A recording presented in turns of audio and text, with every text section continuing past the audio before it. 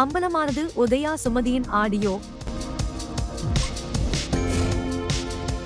மக்கள் பார்வை என்ற கல்வி அறக்கட்டளையை நடத்தி வரும் சமூக ஆர்வலர் சித்ரா தன்னை ஒரு வளர்ந்து வரும் பொதுநல சேவகராக அடையாளப்படுத்திக் கொண்டுள்ளார்.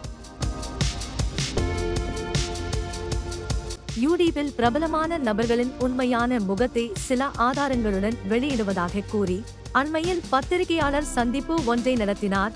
அதில் யூடியூபர் உதயா சுமதி குறித்து அவர் பேசியது பெரும் பிரச்சனையை கிளப்பியுள்ளது.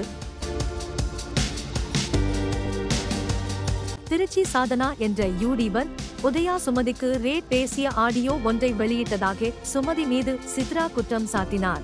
இதனால் அதிர்ச்சியடைந்த உதயா சுமதி ஆதாரம் இல்லாமல் தன் மீது அபாண்டமான குற்றச்சாட்டை என் மீது வைத்துள்ள சித்ரா மீது நடவடிக்கை எடுக்க வேண்டும் என்று புகார் அளித்துள்ளார். உதயா சுமதி தனது புகாரில் என் கணவர் இறந்து 5 ஆண்டுகள் ஆகிவிட்டது.